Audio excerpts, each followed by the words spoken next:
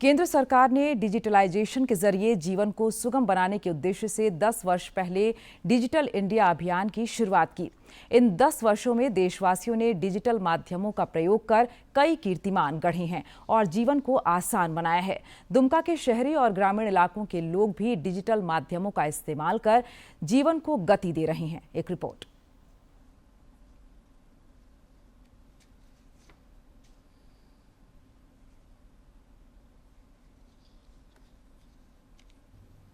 दुमका जिले में हर वर्ग के लोग डिजिटल माध्यमों का उपयोग कर अपने जीवन को सुखद बना रहे हैं। चाहे बाजार में सब्जी बेचने वाले व्यापारी हों या फिर खरीदारी करने वाले ग्राहक, सभी आर्थिक लेन देन के लिए ऑनलाइन पेमेंट एप्लीकेशन का इस्तेमाल कर रहे हैं। लेन देन में कोई दिक्कत नहीं होता, पैसा कौड़ी खुला का फटाफट देते हैं ग्राहक को। बहुत तरह का फायदा है हम लोग। फायदा होता है कि खुचरा का दिक्कत नहीं होता है, 10 रुपया 20 रुपया चिल्लर देने में दिक्कत नहीं होता है। वो लोग को यूपीआई में दे देते हैं, वो लोग आराम से ले लेता है। चोरी चमारी नहीं होता है, चिंता ही नहीं होता है, नोट जल गया फट गया बहाना नहीं होता है, यही सब फायदा हो जाता है। डिजिटल इंडिया अभियान से स्वास्थ्य क्षेत्र में कई बदलाव आए हैं, जिसका लाभ मरीजों को भी मिल रहा है। फूलोजानो मेडिकल कॉलेज अस्पताल के केंद्र अधीक्षक अजय कुमार चौधरी ने कहा कि डिजिटलाइजेशन से अस्पताल का सारा काम पेपरलेस हो गया है।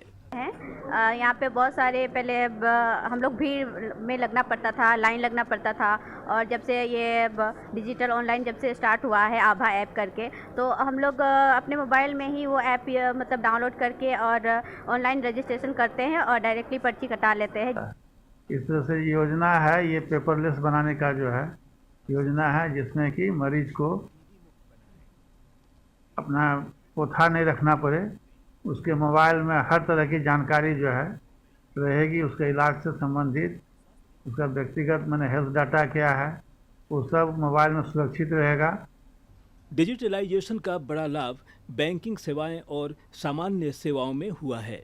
बैंक के अधिकांश काम डिजिटल हो गए हैं और अब मोबाइल पर ही बैंकिंग सेवाएं उपलब्ध हैं।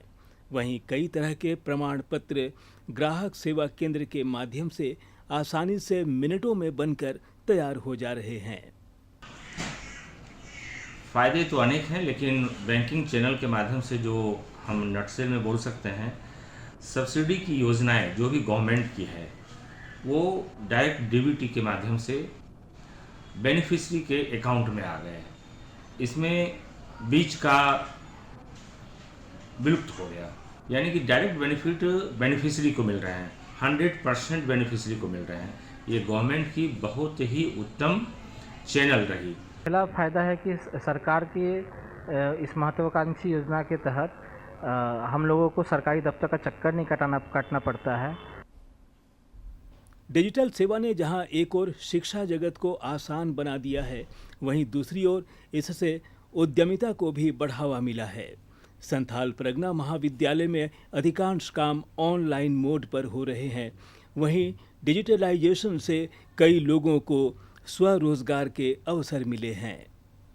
डिजिटलाइजेशन होने का प्रभाव बहुत ही असरकारी हुआ है।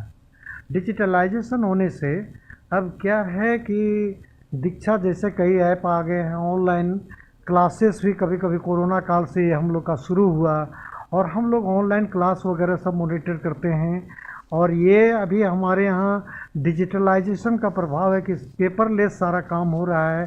ऐसे डिजिटल होने से तो लाभ अच्छा ही है, लेकिन हम लोग जो जानता है उसके लिए ठीक है, पैसा माने चिंता विंता होता नहीं है, सब वो सब ठीक है। लेकिन जो नहीं जानता उसके लिए तो दिक्कत है।